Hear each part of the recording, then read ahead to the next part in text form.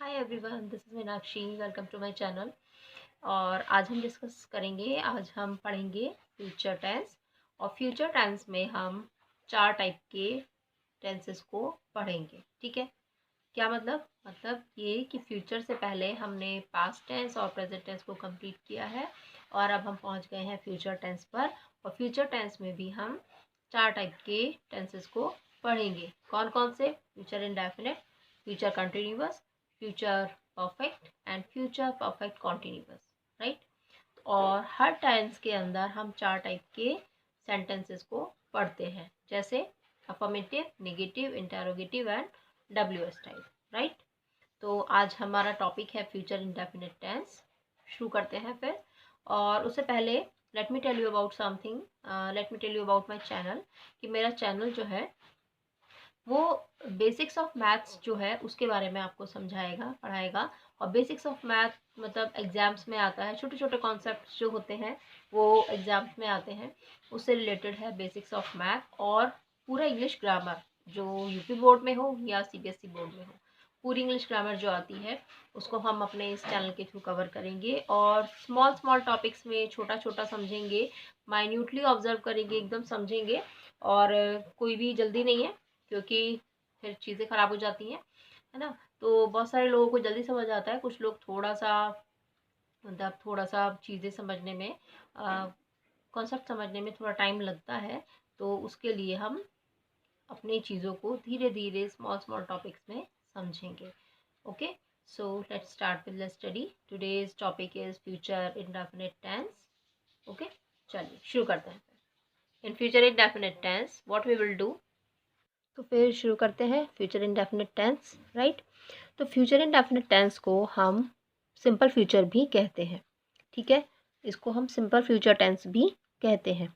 इसकी पहचान क्या होती है? जिन वाक्यों के अंत में आपको गा है, गी है, गे है मिलेगा। जैसे गा है, गी है, गे है का मतलब, जैसे मैं खाना खाऊंगा, मैं कल स्कूल जाऊंगा, मैं शाम को बाजार नहीं जाऊंगा, क्या वो दिल्ली जाएंगे। ठीक है, तो लास्ट में क्या आ रहा है? का, गी, गे। ठीक है, तो इसको बोलते हैं फ्यूचर इंडेफिनिट टेंस। इसकी हेल्पिंग वर्ब होती है दो, एक विल है और एक शैल है। विल और शैल में क्या है कि विल जो है सिंगुलर नंबर के साथ है और शैल हमारा प्लूरल्स के साथ है।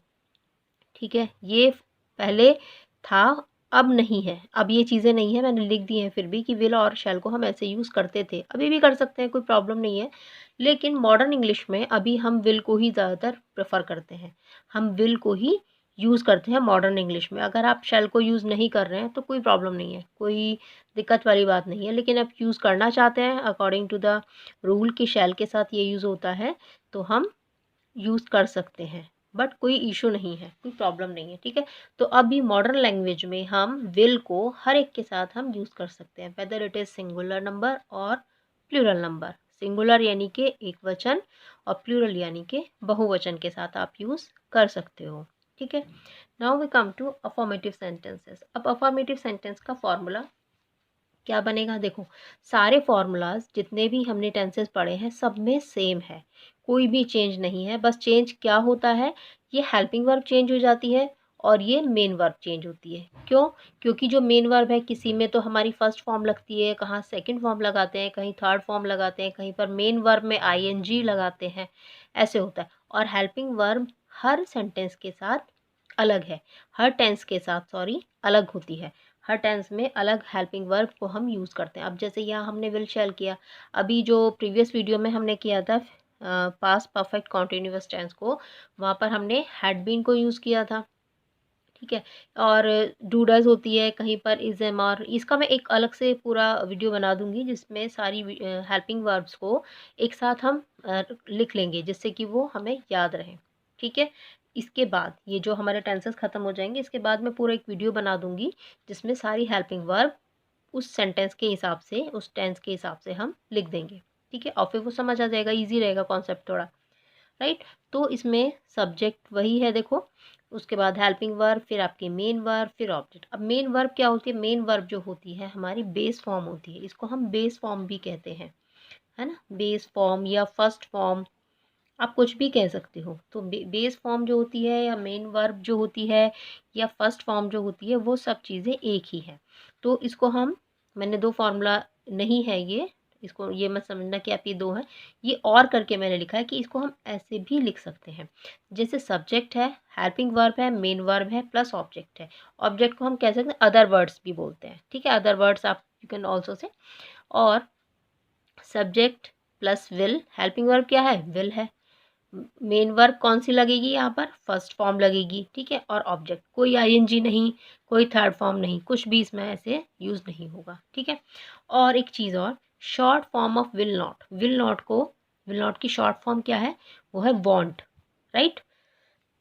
विल नॉट की शॉर्ट फॉर्म है वॉन्ट। इसको हम ऐसे भी लिख सकते हैं, अगर आप सेंटेंस में ऐसे लिखोगे तो कोई दिक्कत नहीं है, WON और T, ठीक है, ओके। तो अब एक सेंटेंस लेते हैं, जैसे सेंटेंस है, मैं कल स्कूल जाऊंगा। देखो बहुत सिंपल है, इससे सिंपल कुछ नहीं है, ठीक है। तो आपका बस फॉर्मूले में आपको लिख देना है, आप विल और शैल का भी कोई इशू नहीं है, आप कुछ भी लिख सकते हो।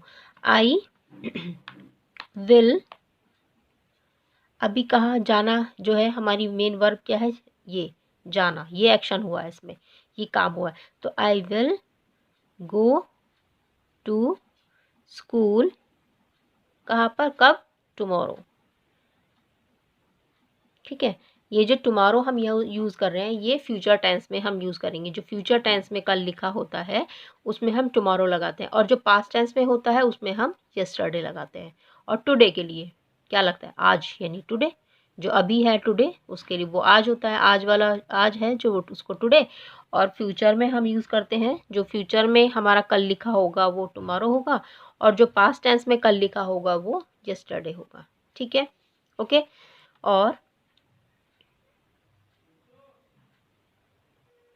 ओके, और अब जैसे अनदर एग्जांपल हम लेते हैं, राधा गाना गाएगी। अब देखो राधा फ्यूचर में गाना गाएगी, ठीक है, तो सिंपल है, बहुत सिंपल है, Radha will sing a song, sing a song, ठीक है, कोई प्रॉब्लम नहीं है, बिल्कुल सिंपल है।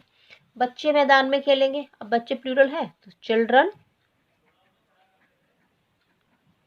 Children will play in the field, right. कोई प्रॉब्लम नहीं, यहाँ तक कोई दिक्कत नहीं है क्योंकि इजी है, इसमें कोई इशू है नहीं, कोई प्रॉब्लम वाली बात नहीं है, ठीक है। अभी हम लेते हैं नेगेटिव।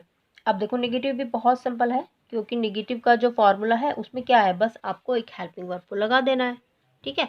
तो हमारा फॉर्मूला क्या बनता है, सब्जेक्ट प्लस आपकी helping verb plus not plus verb की फर्स्ट फॉर्म और प्लस ऑब्जेक्ट।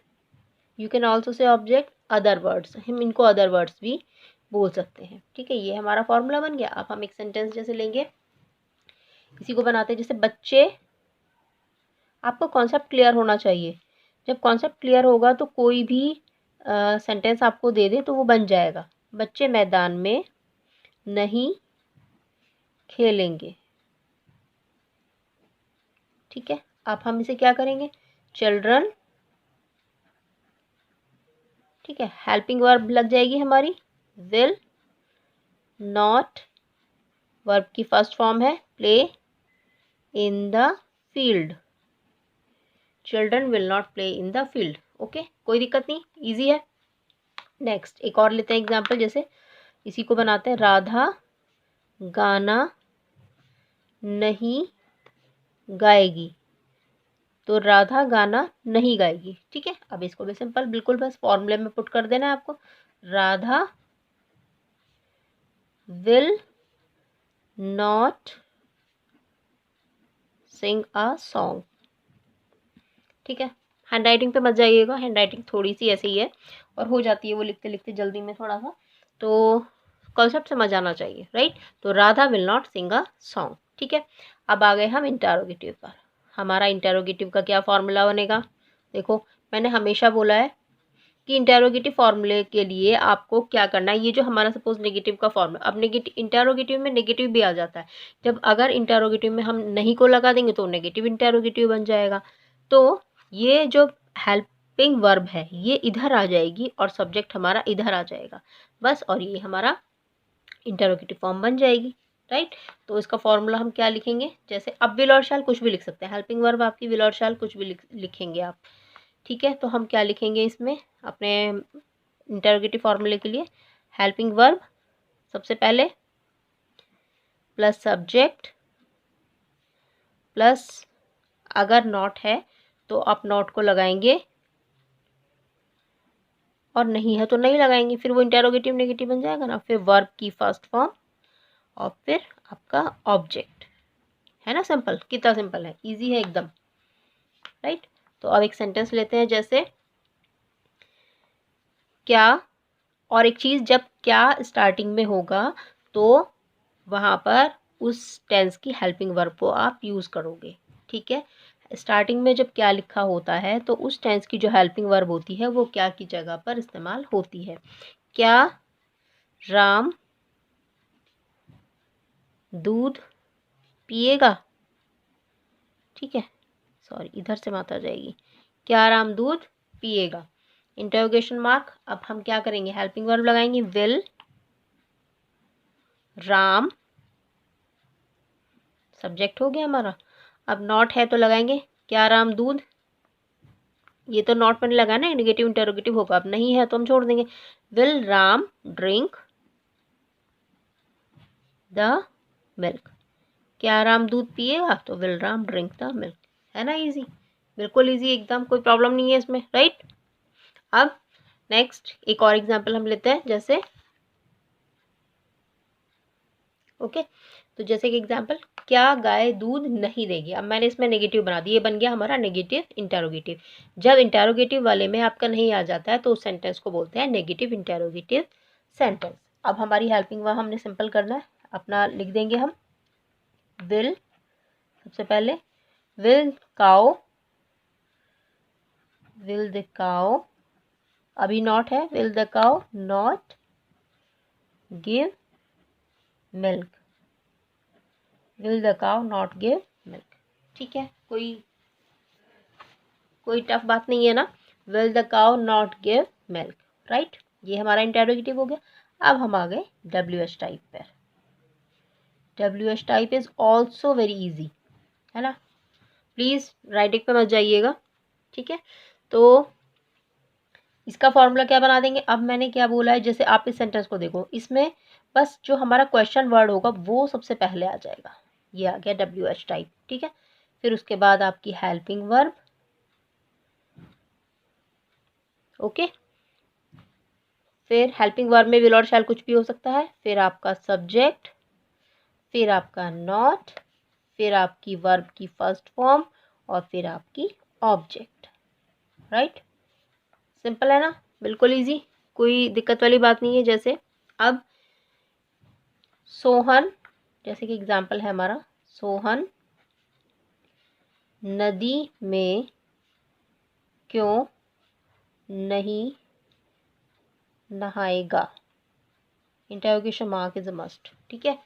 सोहन नदी में क्यों नहीं नहाएगा। और एक और एग्जाम्पल हम लिखते हैं, जैसे कि वो तुम्हारी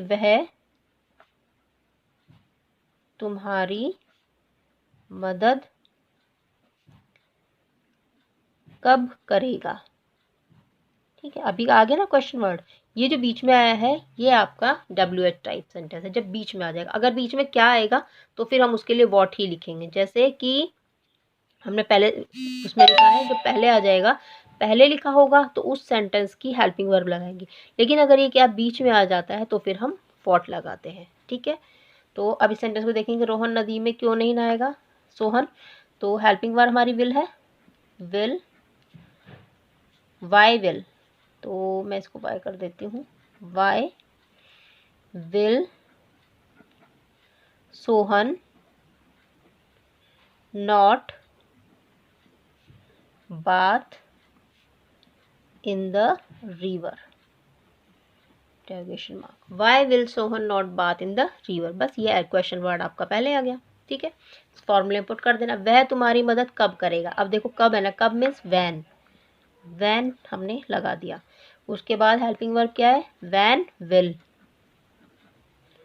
फिर he, when will he help you, when will he help you, वह आपकी मदद कब करेगा। इजी है ना, बिल्कुल इजी है, कोई टेंशन वाली बात ही नहीं है। फ्यूचर इंडेफिनिट में, सिंपल फ्यूचर में यानी कि, तो बस विल और शैल को याद रखना है। आप विल शैल को नहीं भी यूज़ करोगे तो चलेगा, will you can use easily, क्योंकि इन मॉडर्न लैंग्वेज अभी यहाँ पर विल को ही यूज़ करना प्रेफर करने लगे हैं लोग। और ये जो फॉर्मूला है, विल को आप अगर वांट लिखेंगे, will when won't he help you, तो भी आप लिख सकते हैं। विल की शॉर्ट फॉर्म को भी आप यूज़ कर सकते हो। और ये डब्ल्यू एस टाइप सेंटेंसेस हमने नेगेटिव इंटरोगेटिव सब कर लिया, ठीक है। तो इजी है, थोड़ा सा ध्यान से एक बार समझेंगे तो समझ आ जाएगा। मीन्स छोटी छोटी चीज़ों को हमें समझना है। ये फॉर्मूला अगेन एंड अगेन मैं रिपीट करूँगी यहाँ पर, क्या मीन्स हेल्पिंग वर्ब, लेकिन नहीं कंप्लीट करते हैं इसमें, राइट। चलो, thank you, have a nice day. If you like my videos, please do share and subscribe, like share and subscribe. And that's all for today. Bye bye and take care.